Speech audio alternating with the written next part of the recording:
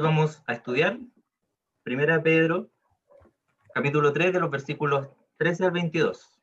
Y este pasaje, al igual que la última parte del estudio que compartí la semana pasada, en donde Pedro escribía sobre bendecir, procurar la unidad, la paz entre todos, también esta parte de este pasaje viene como conclusión a lo que Pedro venía hablando con respecto al tema de la sumisión tanto a Cristo como a las autoridades y también en nuestro hogar. Y bueno, finalizaba los últimos versículos con el tema de la sumisión mutua entre los creyentes. Titulé a este estudio El sufrimiento del justo. Y lo dividí en 3 puntos. El primer punto está en los versículos 13 y 14 y lo titulé En el sufrimiento somos bienaventurados. El segundo punto, de los versículos 15 al 17, en el sufrimiento debemos testificar. Y el punto 3, de los versos 18 al 22, en el sufrimiento hay victoria. Entonces vamos a empezar con el primer punto, que es, en el sufrimiento somos bienaventurados. Y vamos a leer los versículos 13 y 14. Y dice, ¿y quién es aquel que os podrá hacer daño si vosotros seguís el bien? Mas también si alguna cosa padecéis por causa de la justicia, bienaventurados sois. Por tanto, no os amedrentéis por temor de ellos, ni os conturbéis. Aunque Pedro, anterior a este pasaje, exhortó a sus destinatarios a poder hacer el bien, aunque les pudieran estar haciendo el mal, vivimos en un mundo cruel. Vivimos en una realidad, vivimos en un mundo que está dominado por Satanás. Y muchas veces, aunque nosotros hagamos el bien, vamos a recibir el mal, vamos a recibir malas respuestas, vamos a recibir insultos. Y si bien es algo poco común, o sea, me refiero a que alguien quiera hacerle daño a una persona que está haciendo el bien, ya sea a su prójimo, haciendo el bien en la sociedad. De hecho, una persona que hace el bien, cosecha el bien, la misma escritura lo dice. Pero vuelvo a repetir, que vivimos en un mundo que está dominado por Satanás. Y las personas que no conocen al Señor aborrecen al cristianismo, aborrecen al cristiano, aborrecen los principios bíblicos. Para el mundo, todos los principios bíblicos y todo lo que tenga que ver con el cristianismo es retrógrado y es anticuado, pasado de moda. Este mundo, como dice en Isaías 5, 20 al 25, que a lo malo lo llama bueno y a lo bueno lo llama malo. Esa es la clase de mundo en el que nosotros vivimos. Pero a pesar de todo esto, a pesar de que recibimos mal cuando hacemos bien, tenemos que seguir haciendo el bien. Esa es nuestra labor como cristianos. No solo por la reacción de la gente, eso es algo que varía. La gente no siempre va a responder bien aunque hagamos el bien, sino que debemos hacerlo. ¿Por qué? Porque tenemos que agradar al Señor. Esa es nuestra meta. Esa es nuestra meta, sobre todo como hombres cristianos que estamos aquí hoy día reunidos. Un cristiano debe buscar la aprobación de Dios y no la aprobación de la gente. Este mundo, tenlo presente, tenlo claro, este mundo es ingrato. No sacan nada con invertir tanto en este mundo porque el mundo es ingrato. Dice en Gálatas 6:9, así que no nos cansemos de hacer el bien, a su debido tiempo cosecharemos numerosas bendiciones si no nos damos por vencidos. Pedro dice que si padecemos sufriendo por la causa de la justicia, o sea, por estar obedeciendo al Señor y por comportarnos como Él nos indica en su palabra, vamos a ser bienaventurados, o dichosos, felices, afortunados. ¿Y por qué? Porque estamos buscando agradar a Dios antes que agradar a este mundo. Vivimos, como lo dije al principio, en tiempos muy peligrosos, en tiempos extremadamente difíciles. La vida del cristiano, de un cristiano real, me refiero a un cristiano real, está llena de desafíos, está llena de pruebas, pero debemos siempre estar enfrentándonos a este mundo con valentía, sin tener miedo de las consecuencias de obedecer a Dios. Recuerden que Él prometió que no nos iba a abandonar y Él tiene cuidado incluso de lo más mínimo de nuestras vidas. Él está al tanto de todo y Él cuida de sus hijos. Dice, por tanto, no os amedrentéis por temor de ellos, ni os conturbéis. O sea, no debemos tener miedo ni asustarnos por lo que este mundo nos puede hacer. Mateo 5, 11 y 12, en la NBI dice, dichosos serán ustedes cuando por mi causa la gente los insulte, los persiga y levante contra ustedes toda clase de calumnias. Alégrense y llénense de júbilo, porque les espera una gran recompensa en el cielo. Así también persiguieron a los profetas que los precedieron a ustedes. Que no nos pillen de sorpresa estas cosas, que no nos pillen de sorpresa los problemas que podamos estar viviendo en nuestras vidas personales o en esta sociedad. Que no nos pillen de sorpresa. Tenemos que estar alerta. Y esta fue la intención de Pedro, escribir esto, que sus destinatarios pudieran estar alerta y pudieran estar conscientes de las pruebas y de las persecuciones, pero que también puedan comprender que la prueba en la vida de un cristiano es parte de la vida cotidiana. Y como dice este versículo en Mateo, nos espera una recompensa en el cielo. Eso es lo que a nosotros nos tiene que animar para poder seguir haciendo el bien, aunque nos insulten. En el sufrimiento somos bienaventurados, puse este primer punto, pero en el sufrimiento por causa de la justicia, por estar haciendo el bien y por estar obedeciendo a la palabra de Dios, por sobre las cosas que puedan ir dictándonos el mundo. Pero no somos bienaventurados cuando pasamos por sufrimiento a causa de nuestro mal comportamiento, por ser arrogantes, por insultar o pasar a llevar a nuestro prójimo. Un ejemplo muy claro ahora con todo esto del plebiscito. Vi muchos cristianos de los dos bandos, del apruebo o del rechazo. Ambos justificaban de parte de Dios sus posturas, pero insultaban a los demás. Y veía muchos que también publicaban de repente como que estaban siendo perseguidos por causa del Señor. No, tengamos cuidado, seamos sabios. Hay cosas que nosotros mismos nos metemos para que nos puedan insultar. Actuemos con sabiduría, pero siempre tenemos que hacerlo con respeto y mansedumbre, como lo vamos a ver en el siguiente punto, que se llama, en el sufrimiento debemos testificar. Un desafío muy grande. Los versículos 15 y 16 dicen, si no santificad a Dios el Señor, si no santificad a Dios el Señor en vuestros corazones, y estad siempre preparados para presentar defensa con mansedumbre y reverencia ante todo el que os demande razón de la esperanza que hay en vosotros, teniendo buena conciencia, para que los que murmuran de vosotros como malhechores sean avergonzados, los que calumnian vuestra buena conducta en Cristo. Lo primero que tenemos que hacer es, como dice al principio de este versículo 15, santificar a Dios en nuestros corazones. Algo muy importante. Y la palabra santificar significa apartar algo para un uso exclusivo.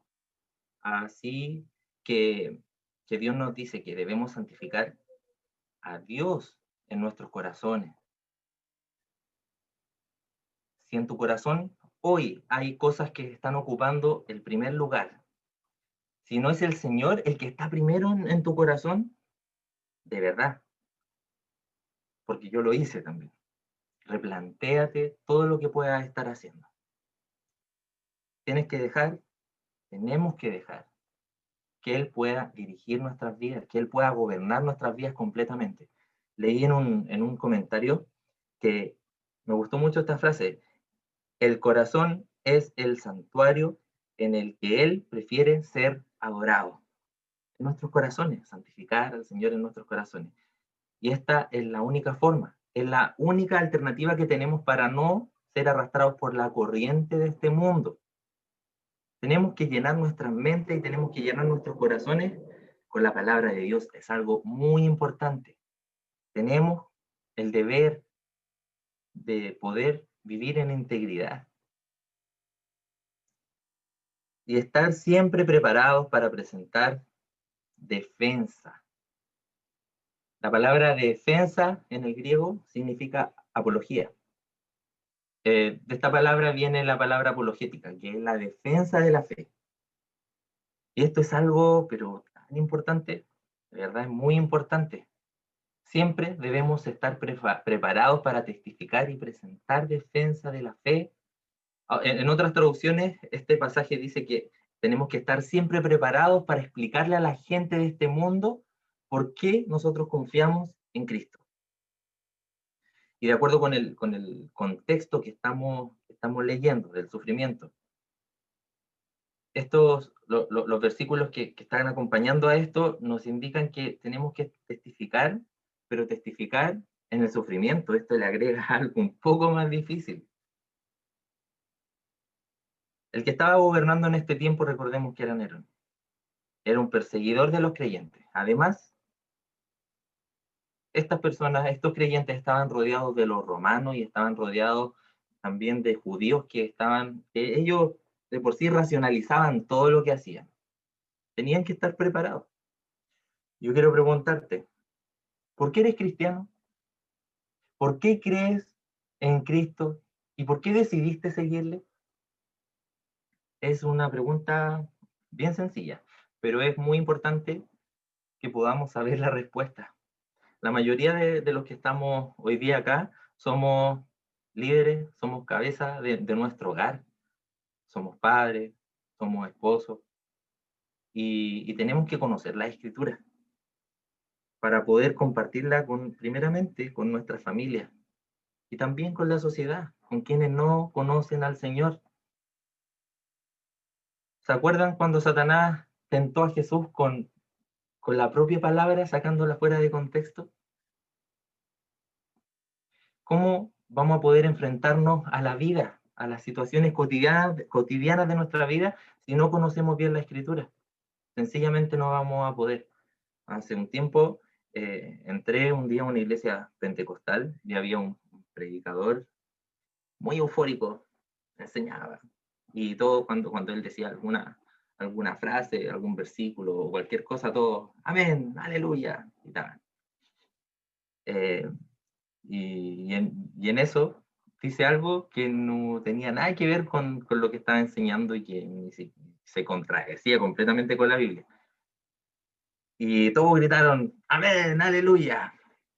Me llamó mucho la atención porque fue en una iglesia pentecostal sin desmerecer nada de ellos, para nada, no es mi intención, pero él les dijo, ¿están escuchando lo que les estoy predicando, lo que estoy diciendo? Me acaban de decir amén, acaban de decir aleluya, y lo que yo dije ni siquiera sale en la Biblia. Tienen que estar atentos, yo quedé muy sorprendido. Tenemos que conocer la palabra de Dios, tenemos que saber enfrentarnos a la vida con la palabra de Dios siempre. Tenemos que conocer las escrituras para poder testificar, para poder enfrentarnos cuando estamos pasando por pruebas, cuando estamos pasando por momentos difíciles. Tenemos que presentar defensa con mansedumbre y con reverencia al que pide razón de la esperanza que hay en nosotros. Es importante que memoricemos la palabra de Dios, porque es la palabra de Dios la que nos va a ayudar en momentos de dificultad, en momentos que estemos pasando cosas difíciles. Es la palabra de Dios la que nos va a ayudar. Mansedumbre y reverencia. Si tienen su Biblia y acostumbran a rayarla, marquen ahí, rayen eso, porque es muy importante esto, con mansedumbre y reverencia. Son los ingredientes clave para poder testificar del Señor. Debemos siempre estar, cuando vayamos a testificar del Señor, tenemos que hacerlo con respeto, tenemos que hacerlo con gentileza. Así lo dicen en otras versiones. no faltando el respeto ni tampoco denigrando a las demás personas. No se trata de eso. Debemos testificar con humildad, tenemos que testificar con prudencia a todo el que pida razón de la esperanza que hay en nosotros. Somos bendecidos y somos privilegiados en realidad de tener esta esperanza en nuestros corazones, esta esperanza que Cristo nos dio al salvarnos y al perdonarnos. El mundo no cuenta con la misma esperanza y por eso vive buscando la esperanza en cosas terrenales, vive buscando la esperanza y soluciones de parte del gobierno, de parte de la sociedad, de parte de aquí, de allá. No tiene la misma esperanza que nosotros. Nuestra esperanza como creyentes viene del Señor. Cristo, acuérdense que Él se compadeció de las multitudes, sale en Mateo, porque las vio angustiadas, las vio abatidas y las vio como ovejas que no tenían un pastor. Esa es la esperanza que el mundo necesita. He tenido durante toda esta semana viendo todo lo que ha estado pasando en la mente esa alabanza que dice todos necesitan amor y esperanza y un Dios que salva. Solo Dios puede salvar.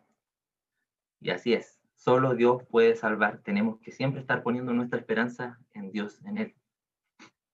Teniendo buena conciencia, para que los que murmuran de vosotros como malhechores sean avergonzados, los que calumnian vuestra conducta en Cristo. Teniendo una buena conciencia, o bien una conciencia limpia, como dice en otras versiones, se refiere a que podamos estar a cuentas con el Señor, se refiere a que podamos estar confesando nuestros pecados ante Él. A eso se refiere, que podamos tener una intimidad con el Señor y podamos abrir nuestros corazones ante Él. Pero también se refiere a vivir en integridad. Algunas versiones lo dicen de esta manera, que debemos vivir en integridad. Tenemos que siempre mantenernos a cuentas con el Señor. Mi abuelita siempre me decía que era bueno antes de irse a dormir, hacer un examen. Ella decía, no, voy a hacer un examen de conciencia. ¿Y en qué consistía este examen de conciencia que ella hacía? Era en pedir perdón a Dios, en pedir su ayuda, en pedir su dirección, pero también dejar un momento para meditar y ver cómo puedo mejorar, cómo puedo ir cambiando algunas cosas. Es un ejercicio, y es un buen ejercicio. No solamente quedarnos ahí muchas veces escuchando, leyendo y pasando por alto muchas cosas que son realmente importantes. Y, escucha, a veces debido a tantas tareas que tenemos que hacer durante el día, no nos queda tiempo para esto. Pero de eso se trata, de que nosotros podamos apartar un tiempo para pasar con el Señor y para meditar en su palabra y para poder prepararnos. Y sí, es difícil, nos cuesta mucho, tenemos que reconocerlo, pero es algo muy importante que tenemos que hacer. Y esto es parte de la integridad, de eso se trata la integridad. Nuestra buena conducta en Cristo, nuestras vidas de integridad, recuerden, como ya lo hemos estado mirando en este libro, nuestras vidas íntegras son las que impactan el mundo, las que impactan las vidas de los que no conocen al Señor. Lo vimos en el estudio pasado cuando Pedro estaba escribiendo hacia las esposas y les decía que con su buen testimonio podían ganar a sus esposos. Y algo que tenemos que hacer. Siempre va a haber gente que va a murmurar contra nosotros y que va a inventar cosas malas y nos van a molestar, nos van a humillar. Pero a pesar de todas estas cosas, nosotros tenemos que mantenernos en integridad y con una buena conducta en Cristo. Aunque tienes que tener claro que estas cosas los van a avergonzar porque nosotros no vamos a devolver mal por mal, sino que como aplicando la palabra de Dios, vamos a devolver siempre bien por bien. El versículo 17 dice, porque mejor es que padezcáis haciendo el bien, si es la voluntad de Dios, si la voluntad de Dios así lo quiere, que haciendo el mal. En este mundo, sí o sí vamos a tener que enfrentar todo tipo de aflicciones. Haciendo el bien o haciendo el mal. Esto es parte de la vida cotidiana en el mundo y parte de la vida cotidiana de un cristiano, porque nos oponemos a ciertas cosas que el mundo enseña, que el mundo dicta y que nosotros no compartimos. Pero el sufrimiento en la injusticia es para nuestro bien y eso tenemos que saber. Es para gloria de Dios. Pero solamente si lo sobrellevamos en Él. Acuérdense que Dios siempre nos va a dar la salida. Y que también nos va a dar paz en medio del sufrimiento.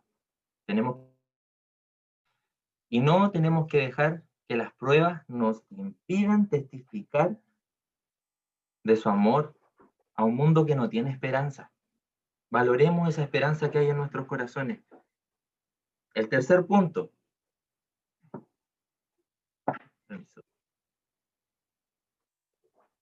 Titulé al tercer punto, en el sufrimiento hay victoria. De los versículos 18 al 22. Y me gusta mucho el estilo que tiene Pedro para escribir.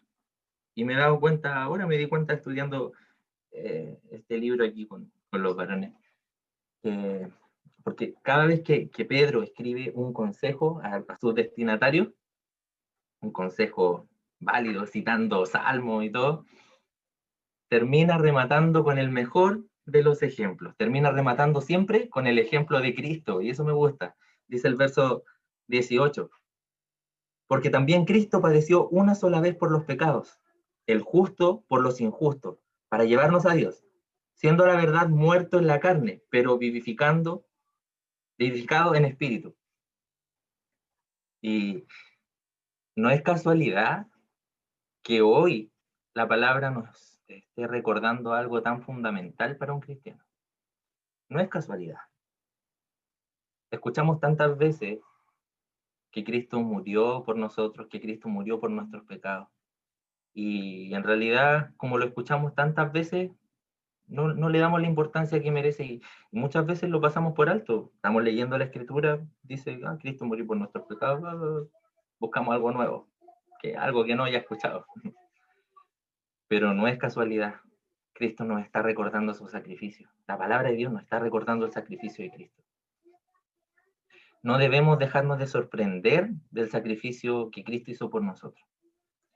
¿Recuerdas cuando llegaste al Señor? Ese momento que el Señor, cuando tuviste un encuentro con el Señor, la primera vez que alguien te habló del sacrificio de Cristo, ¿cómo recibiste esta noticia? Esta buena nueva, que Cristo había pagado por tus pecados. Yo era chico y me acuerdo cuando alguien me compartió del Señor. Y es triste que muchas veces nos dejemos de sorprender de estas cosas. Siempre deberíamos estar igual de agradecidos, igual de sorprendidos, porque en realidad no merecíamos la salvación del Señor. Cristo no cometió pecado.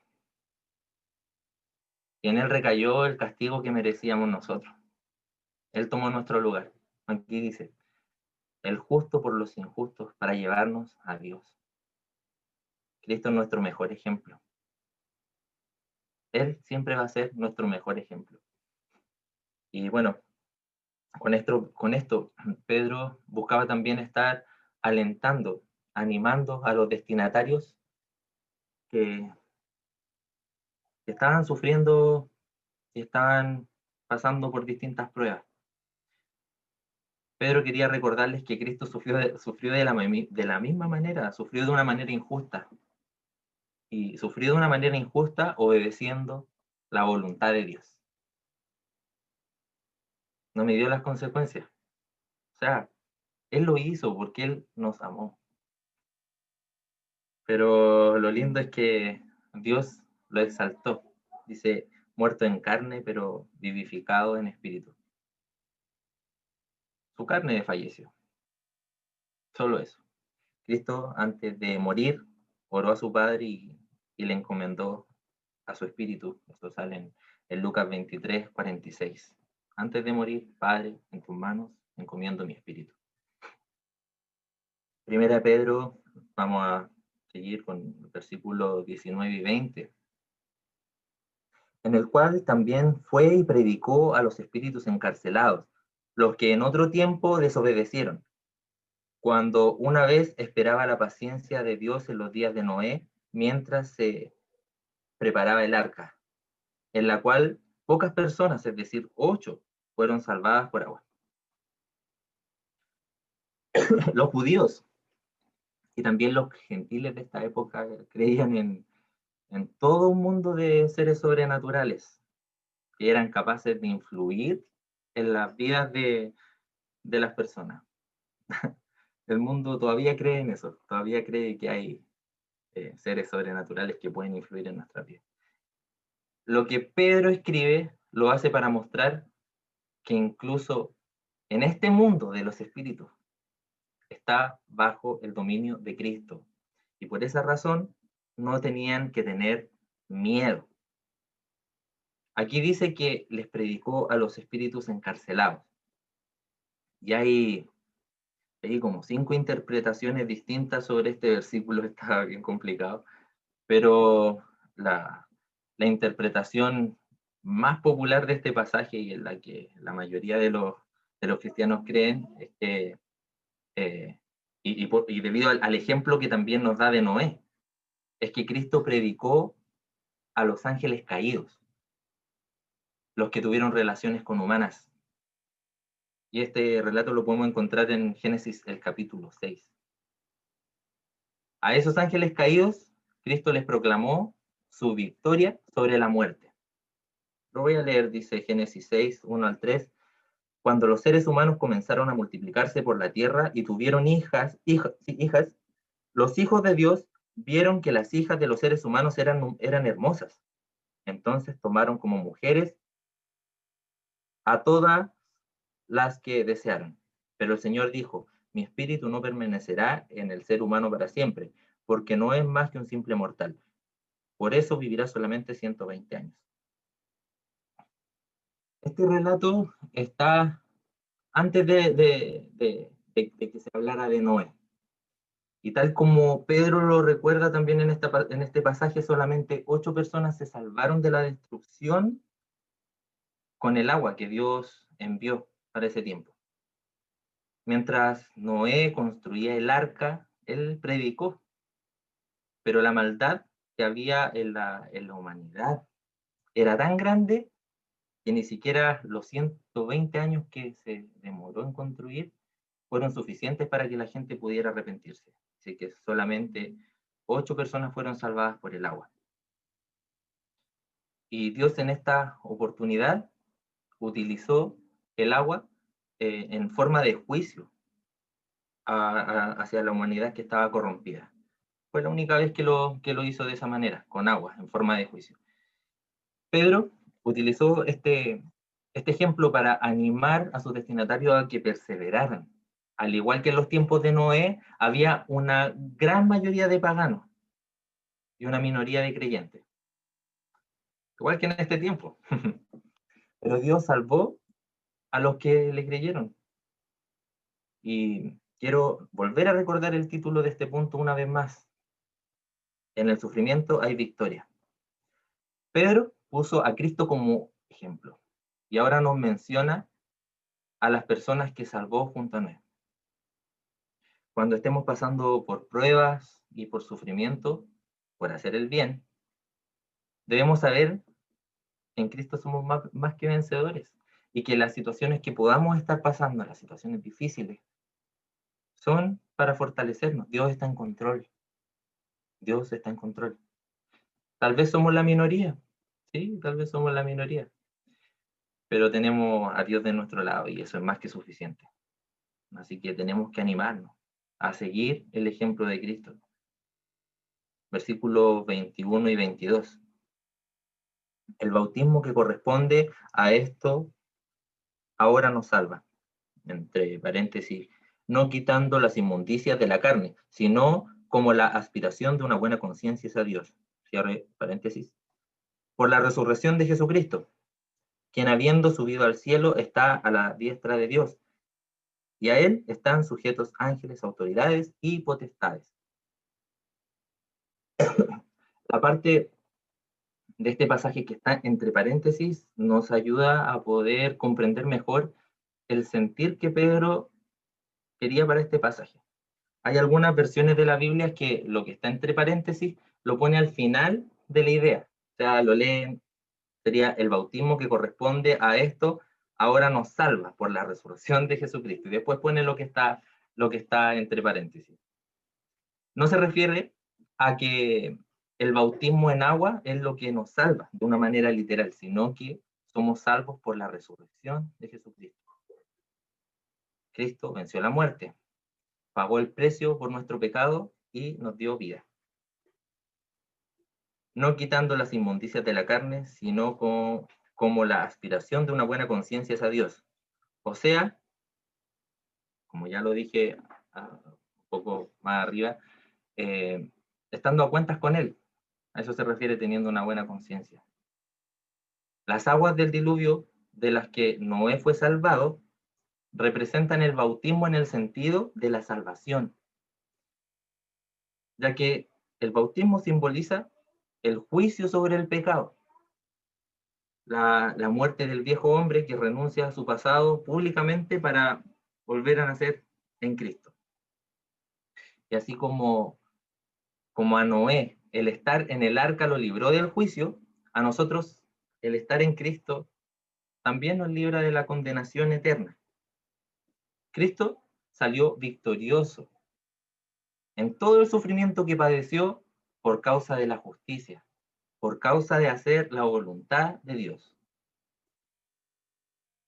Y es muy lindo lo que dice este versículo 22, que hoy está en el cielo a la diestra de Dios, exaltado.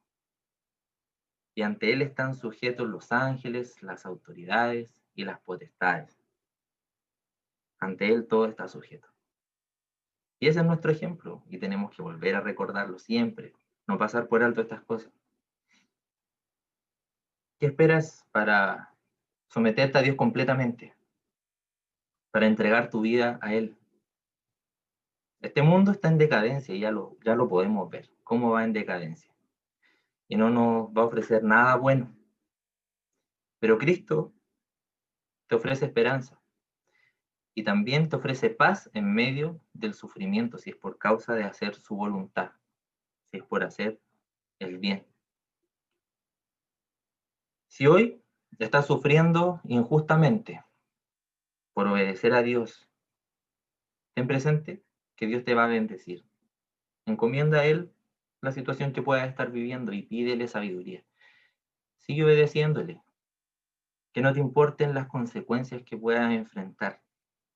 Acuérdate que Dios está en control. Aún en el sufrimiento, lo pudimos ver en el segundo punto, que tenemos que testificar de Cristo. Que tenemos que estar preparados para enfrentar la vida con la palabra de Dios. Sobre todo ahora en estos tiempos que son tan difíciles. Tenemos que conocer la palabra de Dios, tenemos que poder presentar esa defensa.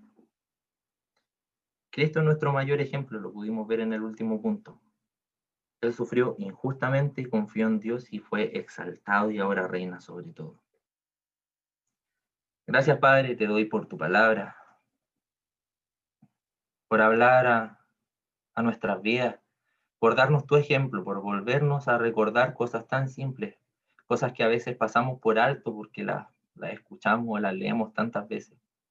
Ayúdanos a seguir sorprendiéndonos de esas cosas y en el sufrimiento que podamos estar pasando, a darte gloria, Dios, a darte honra.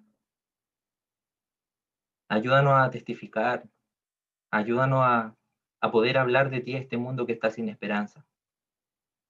Pero como también ya lo hemos estado estudiando, ayúdanos a partir desde nuestras casas, ayúdanos a partir desde ahí, testificando sobre ti, a nuestras esposas, a nuestros hijos, a nuestra familia, a nuestros vecinos, a nuestro entorno, Dios. Por favor, ayúdanos a actuar con valentía, sabiendo que en ti somos más que vencedores. Y te damos las gracias por la esperanza que tenemos en nuestros corazones. Ayúdanos a darle la importancia que merece y que también podamos compartir esta esperanza con quienes no tienen. esperanza y ponen su fe y todo en cosas de este mundo que sabemos que va de mal en peor. Ayúdanos a comprometernos contigo y con tu palabra. En el nombre de Jesús. Amén.